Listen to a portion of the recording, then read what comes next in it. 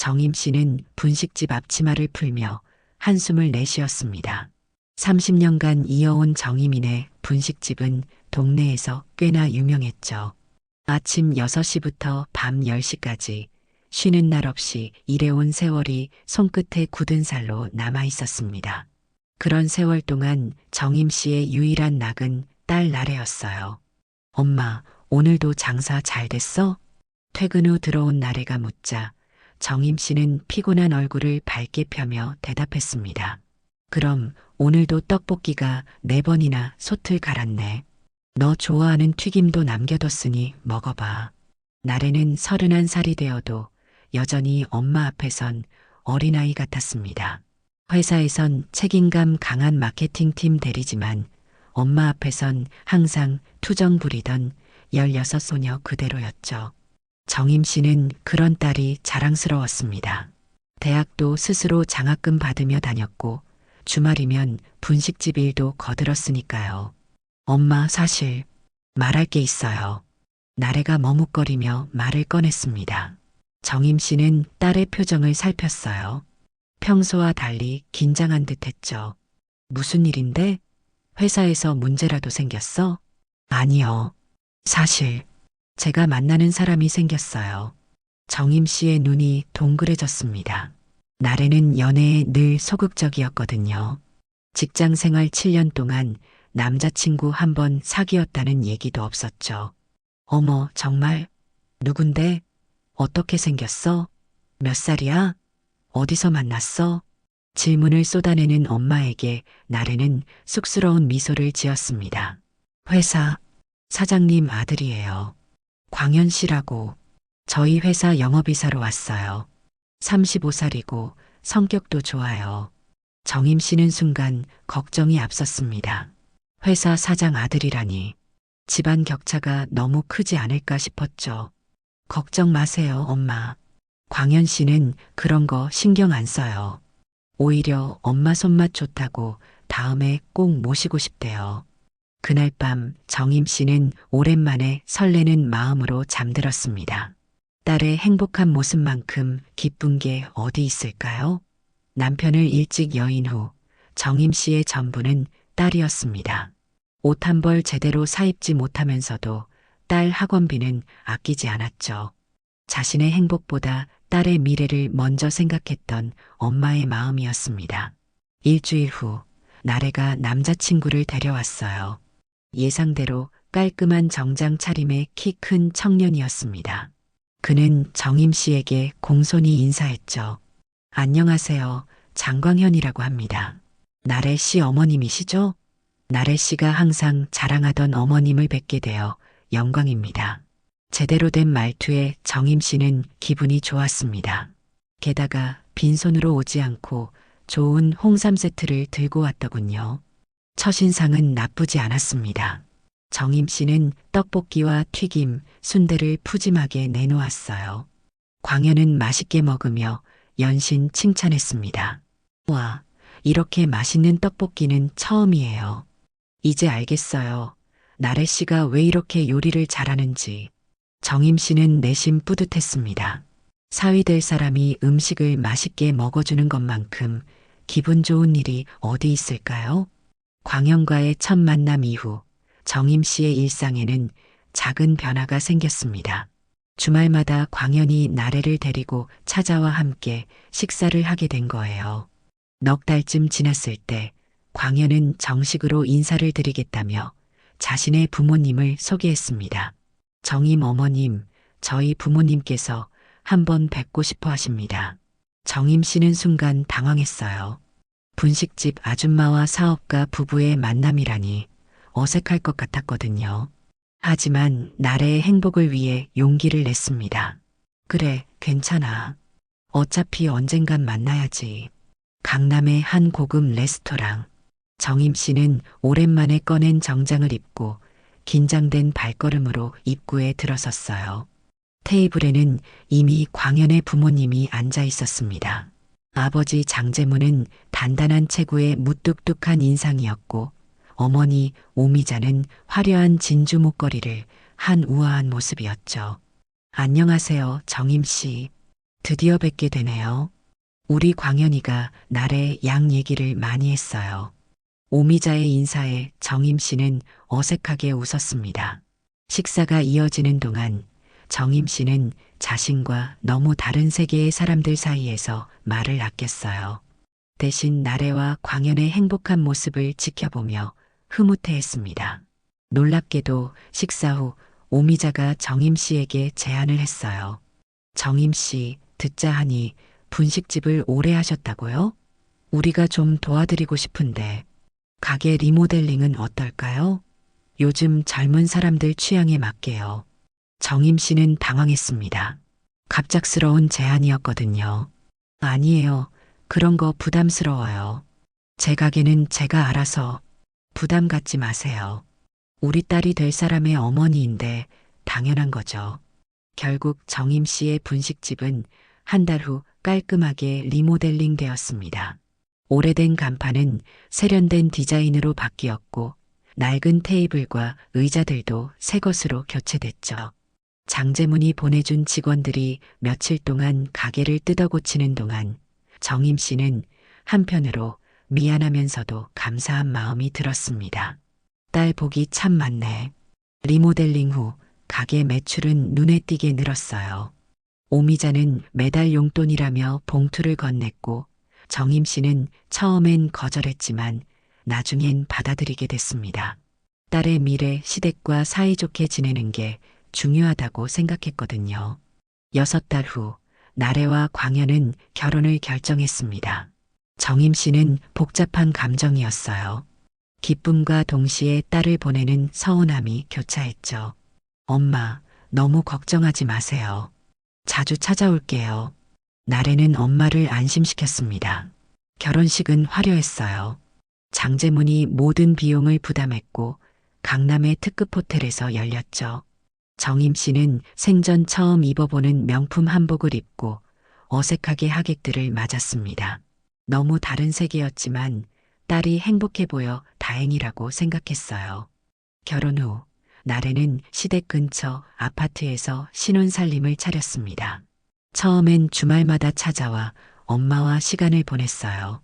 그러나 3달쯤 지나자 방문 횟수가 줄기 시작했습니다. 전화도 뜸해졌죠. 나래야, 바쁘니? 요즘 얼굴이 잘 안 보이네. 죄송해요, 엄마.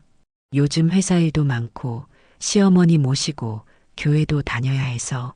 정임 씨는 처음으로 불안감을 느꼈습니다. 나래의 목소리가 예전 같지 않았거든요. 활기찬 딸의 목소리가 아니라 지친 듯한 목소리였어요. 혹시 무슨 일 있니? 시댁에서 힘든 거 있어? 아니에요, 엄마. 다 괜찮아요. 걱정하지 마세요. 나래는 항상 그렇게 대답했습니다. 그러나 정임 씨의 모성은 무언가 잘못되고 있다는 걸 감지했어요. 나래의 결혼 생활이 시작된 지 6개월이 지났을 때 정임 씨는 더는 참을 수 없어 딸의 집을 찾아가기로 결심했습니다.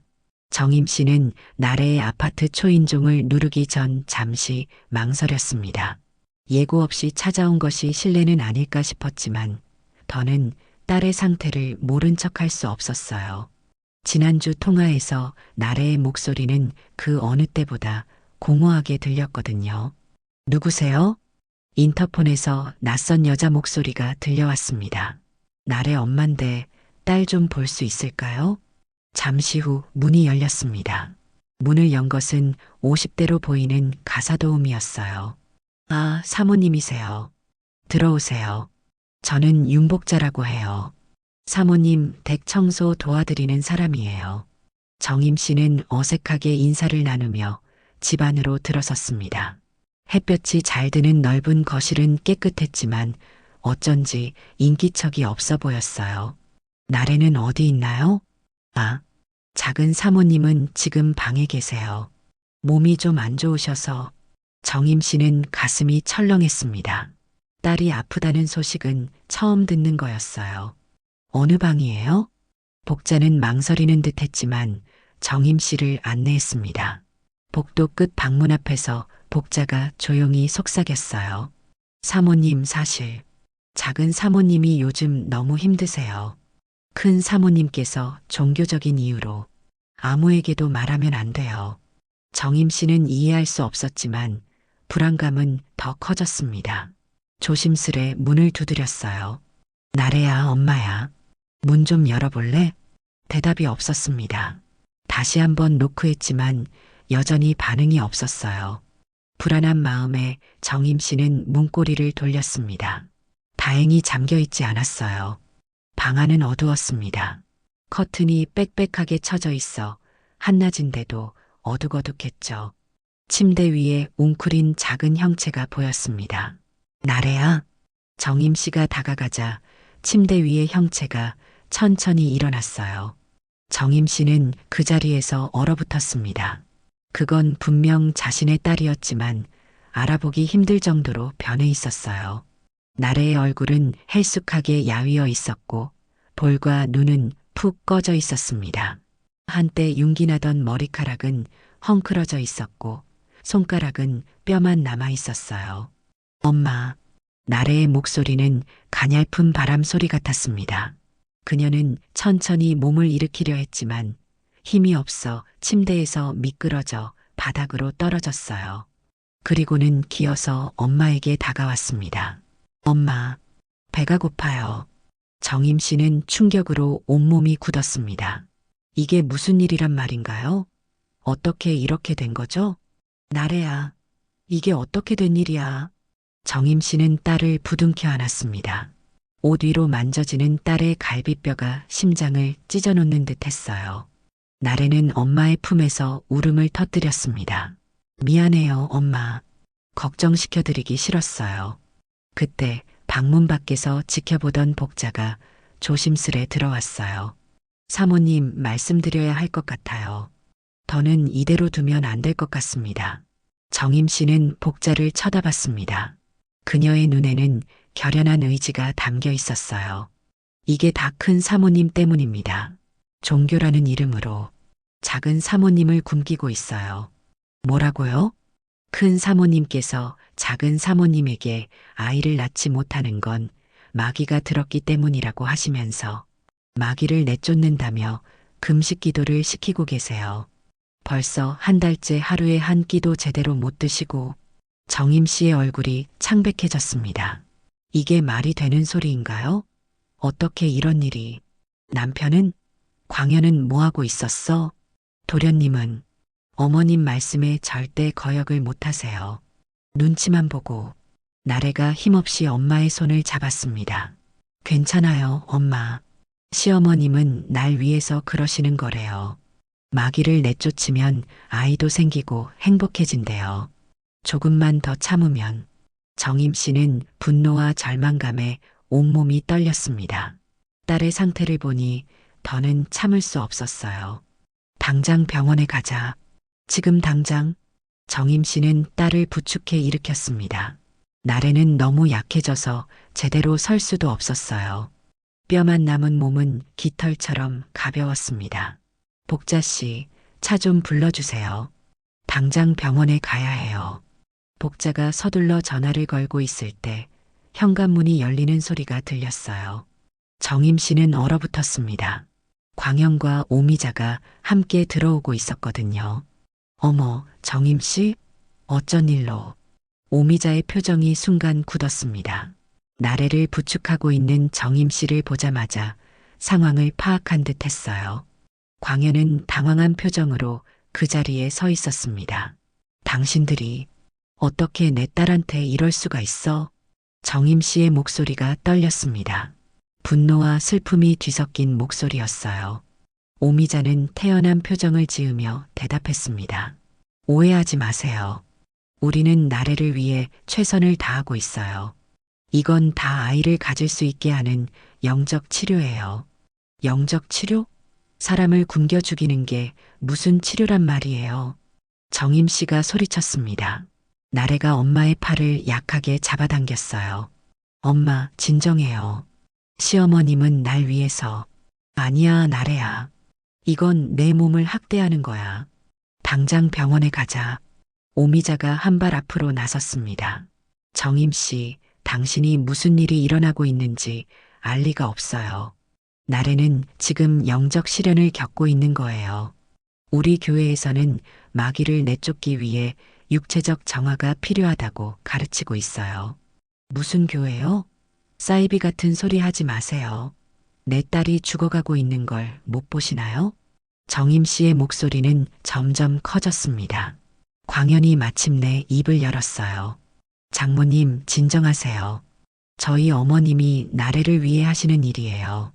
저도 처음엔 이해하기 힘들었지만 정임 씨는 사위를 노려봤습니다. 그의 눈에는 비굴함과 두려움이 가득했어요.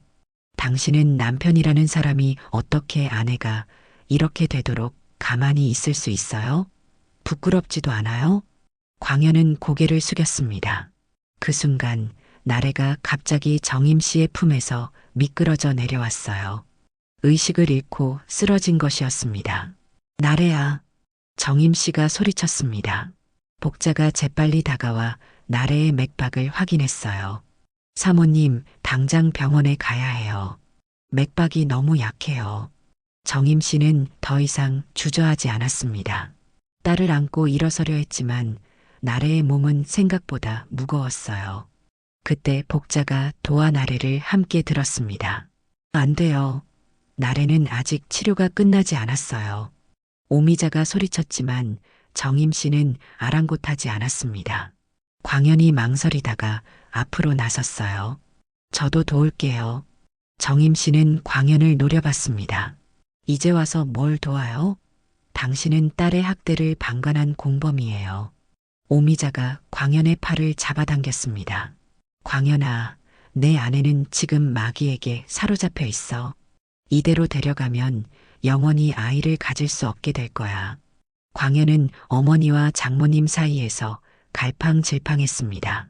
결국 어머니의 말에 순종하는 쪽을 택했어요. 장모님, 어머니 말씀이 맞아요. 나래를 위해서. 정임 씨는 더 이상 들을 필요가 없었습니다. 복자의 도움을 받아 나래를 안고 현관으로 향했어요. 오미자가 막아서려 했지만 정임 씨의 단호한 눈빛에 물러섰습니다. 이대로 끝내지 않을 거예요. 내 딸이 회복되면 당신들이 한 짓에 대한 대가를 치르게 할 거니까요. 정임 씨의 목소리는 차갑고 단단했습니다. 오미자는 비웃듯 대답했어요. 우리는 나래의 영혼을 구원하려 했을 뿐이에요. 당신이 방해해서 나래가 더 고통받게 될 거예요. 정임 씨는 그 말에 멈춰섰습니다. 천천히 오미자를 향해 돌아섰어요. 그리고는 갑자기 손을 들어 오미자의 뺨을 세게 후려쳤습니다. 정신 차려요. 이게 사람이 할 짓이에요? 기도랍시고 사람을 굶겨 죽이는 게. 오미자는 충격으로 말을 잇지 못했습니다. 광현도 어머니의 뺨을 맞는 모습에 놀란 듯했어요. 정임 씨의 손이 후끈거렸습니다. 평생 남의 얼굴을 때려본 적 없는 사람이었는데 분노가 이성을 압도했어요. 오미자는 뺨을 붙잡고 놀란 눈으로 정임 씨를 바라봤습니다. 당신이 감히. 네, 감히 때렸습니다. 내 딸을 죽이려는 사람에게는 이것보다 더한 짓도 할 수 있어요. 정임 씨의 목소리는 떨리지 않았습니다. 딸을 안고 있는 팔에 힘이 빠져 나래의 몸이 미끄러지려 했지만 마음은 그 어느 때보다 강했어요. 이건 사랑으로 하는 기도예요.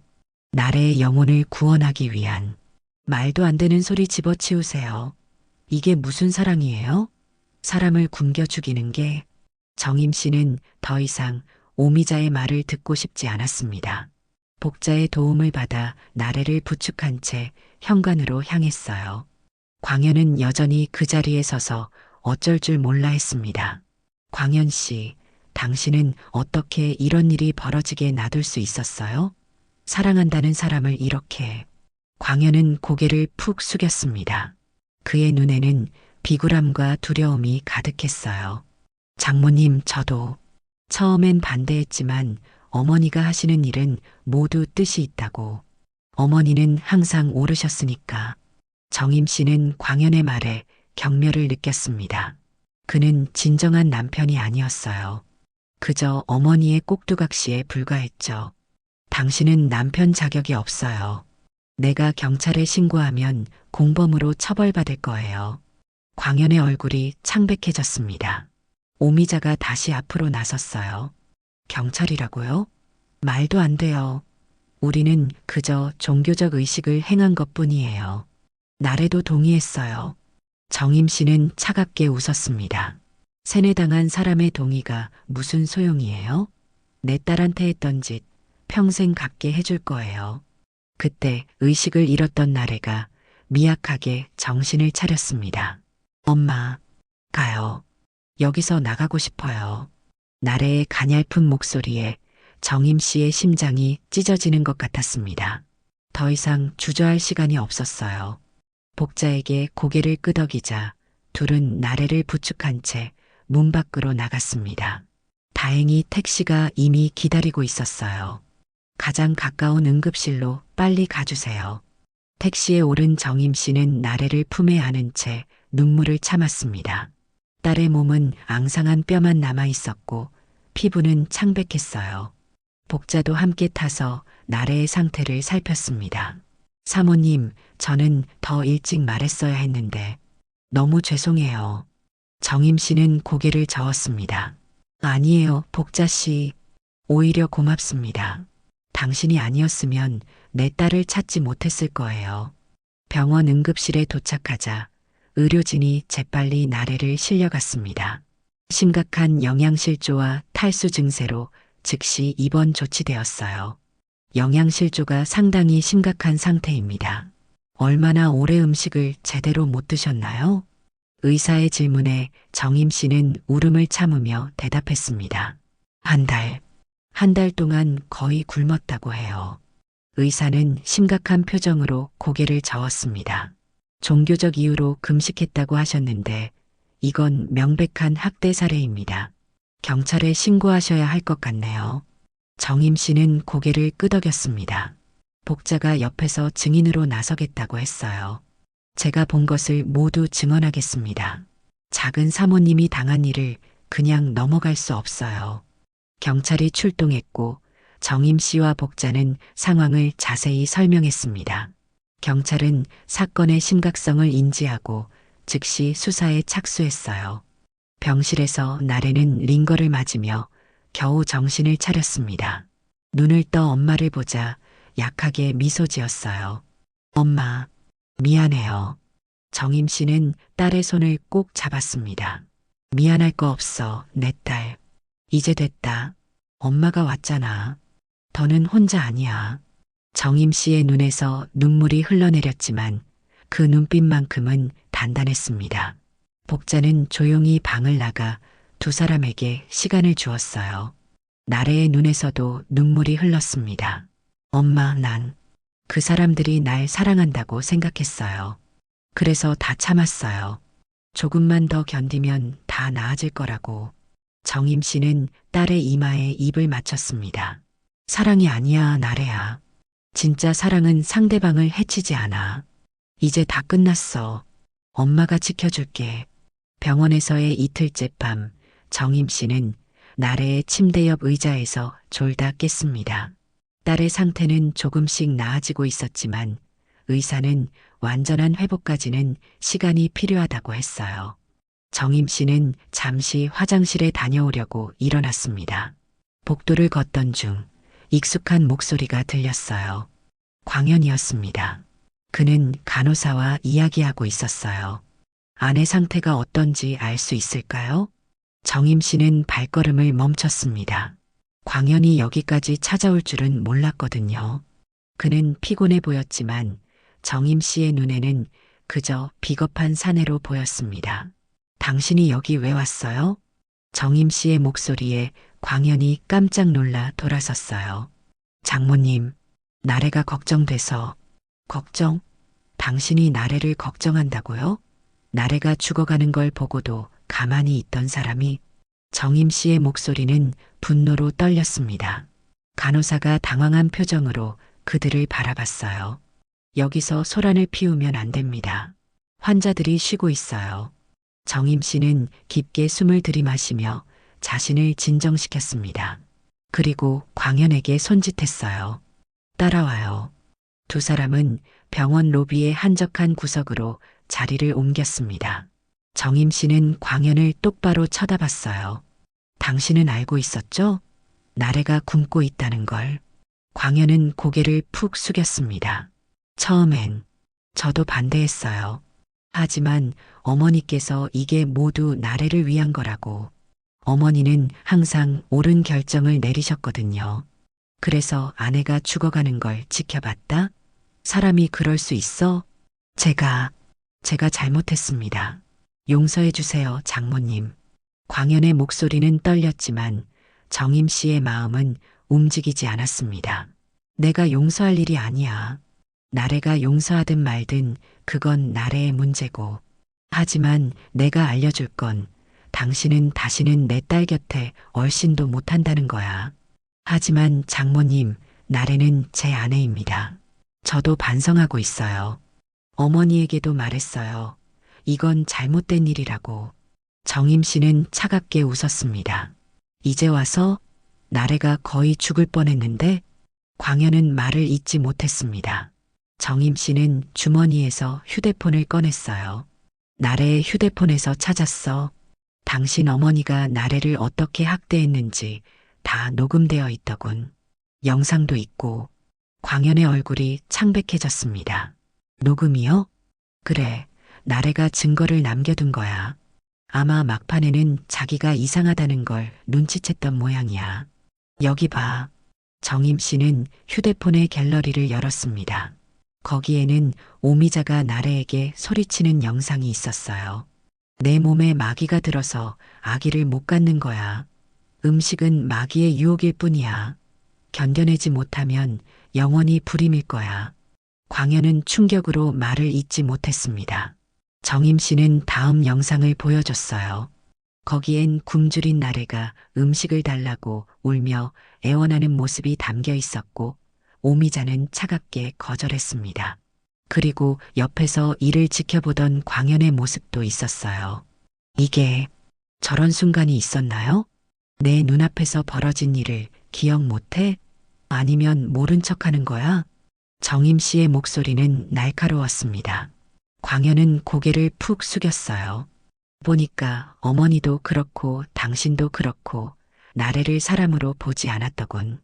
그냥 종교적 신념을 실험할 대상으로만 여겼어. 아닙니다, 장모님. 저는 나래를 사랑합니다. 사랑? 그게 사랑이야? 사랑하는 사람이 죽어가는 걸 보고도 손 하나 안 써? 광현은 대답하지 못했습니다. 정임 씨는 휴대폰을 다시 주머니에 넣었어요. 이 증거들 내가 경찰에 다 제출했어. 당신 어머니는 곧 체포될 거야. 당신도 공범으로 조사받게 될 거고. 광현의 얼굴이 창백해졌습니다. 하지만 우리는 가족이잖아요. 이렇게까지. 가족? 당신들이 우리랑 무슨 가족이야? 내 딸을 죽이려 한 사람들이 무슨 가족이람? 정임 씨는 더 이상 광현과 대화하고 싶지 않았습니다. 등을 돌려 병실로 향했어요. 광현이 뒤에서 불렀지만 무시했죠. 병실로 돌아오자 나래가 깨어 있었습니다. 그녀는 엄마를 보고 약하게 미소 지었어요. 엄마, 나래야 깼구나. 기분이 어때? 조금 나아진 것 같아요. 누가 왔었어요? 정임 씨는 잠시 망설였습니다. 딸에게 광현 얘기를 해야 할지 고민했어요. 광현이 왔었어. 하지만 돌려보냈어. 나래의 눈에 슬픔이 스쳤습니다. 이내 결연한 표정으로 말했어요. 괜찮아요, 엄마. 저도 더 이상 그 사람을 보고 싶지 않아요. 나래는 힘겹게 몸을 일으켜 앉았습니다. 정임 씨가 재빨리 다가가 딸을 도왔어요. 그 사람은 날 사랑한 적 없었어요. 믿은 제가 바보였죠. 일주일 후 나래는 퇴원했습니다. 정임 씨는 딸을 자신의 집으로 데려왔어요. 분식집 위층의 작은 아파트는 나래가 어릴 적 자라온 곳이었습니다. 오랜만에 돌아온 나래는 어린 시절 자신의 방을 보며 조용히 눈물을 흘렸어요. 여기는 하나도 안 변했네요. 벽에는 나래의 중학교, 고등학교 상장들이 그대로 걸려 있었습니다. 책상 위에는 대학 입학 사진이 놓여 있었고 침대는 예전 그대로 깨끗이 정돈되어 있었어요. 엄마가 항상 내가 돌아올 날을 기다렸거든. 정임 씨는 딸의 어깨를 감싸 안았습니다. 나래는 여전히 마르고 약해 보였지만 눈빛은 조금씩 되살아나고 있었어요. 엄마, 저 정말 바보 같았죠? 어떻게 그런 일을 당하면서도. 아니야, 나래야. 넌 착한 아이였을 뿐이야. 사랑하는 사람들을 믿었고 존중했어. 그게 잘못된 게 아니야. 나래는 침대에 앉았습니다. 창밖으로 익숙한 동네 풍경이 보였어요. 경찰에서 연락 왔어요? 정임 씨는 고개를 끄덕였습니다. 오미자 씨는 구속됐어. 종교적 명목으로 한 학대라도 엄연한 범죄래. 광현이도 방조 혐의로 조사받고 있고, 나래는 창밖을 바라보며 물었습니다. 아직 혼인신고는 안 했었죠? 응, 다행히. 그래서 이혼 절차 없이 깔끔하게 정리할 수 있을 거야. 나래는 쓴웃음을 지었습니다. 정식으로 결혼도 안 했는데 이렇게 끝나네요. 정임 씨는 딸의 손을 잡았습니다. 나래야, 넌 아직 젊어. 앞으로 더 좋은 사람 만나 행복하게 살 수 있어. 엄마, 저 아직 준비가 안 된 것 같아요. 앞으로 한동안은 그런 생각하기 싫어요. 그래, 서두를 것 없어. 우선 건강부터 회복하자.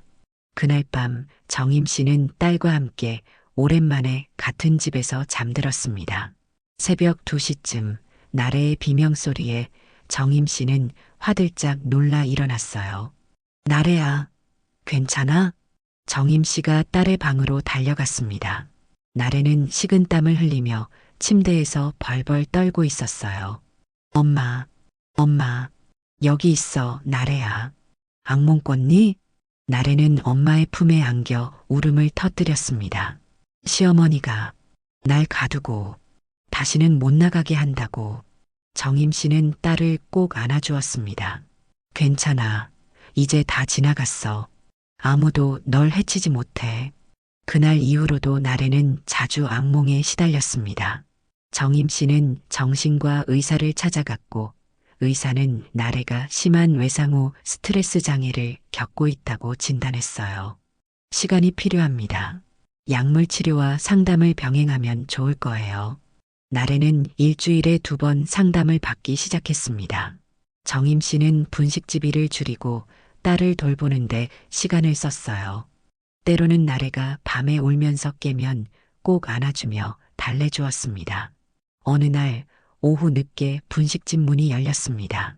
정임 씨는 평소처럼 어서 오세요 하고 인사하려다 말을 멈췄어요. 오미자와 광현이 들어온 것이었습니다. 오미자는 예전의 당당한 모습이 아니었습니다. 눈은 부어 있었고 화장기 없는 얼굴은 초췌해 보였어요. 광현도 위축된 모습이었습니다. 무슨 일이죠? 정임 씨의 목소리는 차가웠습니다. 오미자가 한 발 앞으로 나섰어요. 정임 씨, 우리가 잘못했습니다. 용서해 주세요. 정임 씨는 믿을 수 없다는 듯 두 사람을 바라봤습니다. 지금 와서 용서를 바라요? 내 딸이 얼마나 고통받았는지 알기나 해요?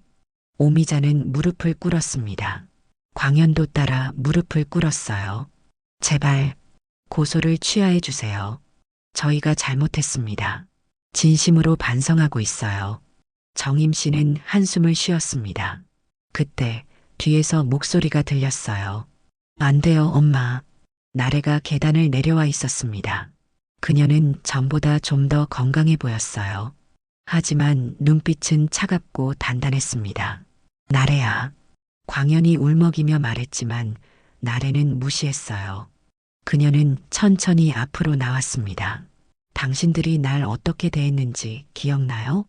내가 굶주려 쓰러질 때, 내가 살려달라고 빌 때, 당신들은 그저 웃으며 이건 다 널 위한 거야 라고 말했죠. 나래의 목소리는 떨리지 않았습니다. 그녀는 광현 앞에 멈춰 섰어요. 당신은 나를 사랑한 적 없었어요. 믿은 내가 바보였지. 그리고는 갑자기 손을 들어 광현의 뺨을 때렸습니다. 정임 씨는 놀라서 딸을 바라봤어요. 나래는 한 번도 화를 내거나 폭력적인 모습을 보인 적 없는 딸이었거든요. 나래야, 괜찮아요, 엄마. 이게 내 마지막 인사예요. 나래는 두 사람을 내려다보며 말했습니다. 고소 취하 같은 건 꿈도 꾸지 마세요. 당신들이 저에게 한 일 법의 심판을 받아야 해요.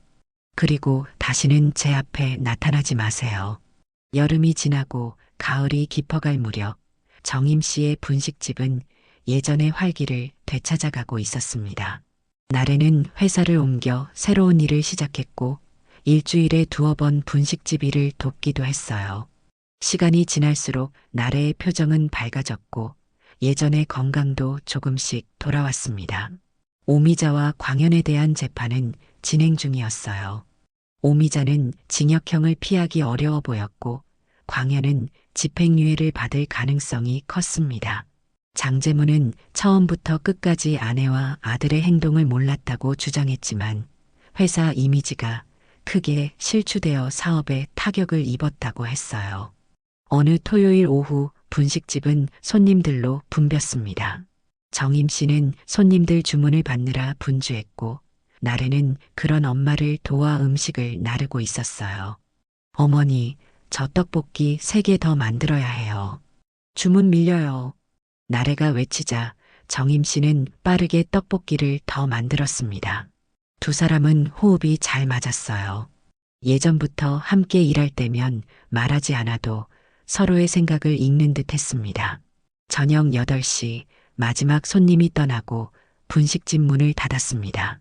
정임 씨와 나래는 나란히 앉아 남은 떡볶이를 나눠 먹었어요. 오늘 장사 잘 됐네. 정임 씨가 말했습니다. 나래는 웃으며 대답했어요.